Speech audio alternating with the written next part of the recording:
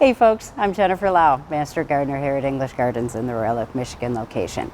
The Croton is a beautifully colored plant I'd like to show you today. Perfect example of how pretty a plant can be without flowers. This is one of the plants I place outside to get a little tropical vacation during the warmer months. Now, it's under a corner of a gazebo, not a ton of direct sunlight, but plenty of bright light. See, after the stress of low light and low humidity in Michigan homes during the winter, I know that this is just the ticket it needs.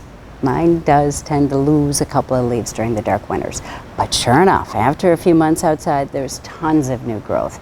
It gets all of its bushiness back and so much color. Now you've got to remember to bring it back inside before the cold nights reach into the 50s, okay? And when you do this, remember to set it within a few feet of a sunbathed window.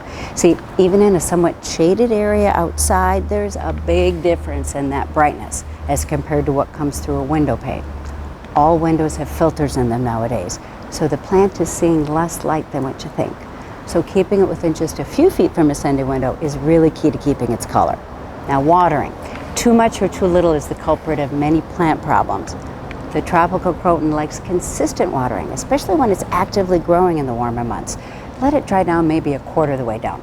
When the top of the soil gets this paper bag brown color, water it well until a little comes out the bottom. In winter, you can let it dry maybe a little more because it's not actively growing and therefore it's drinking less quickly. Make sense? But don't let it go bone dry. It'll definitely lose a few leaves then. So still water it well, just might be a little less often. And a good tip is to try to be conscious of not using cold water. Remember, they don't like cold. The croton looks like it comes from some tropical exotic location, and this will definitely help you remember. Give it a little mist every week. You know, our homes have become a little dry during the winter months. So just make it a part of your routine, and then you've got this. The croton adds a lot of color to your home. Hope you go and make life beautiful.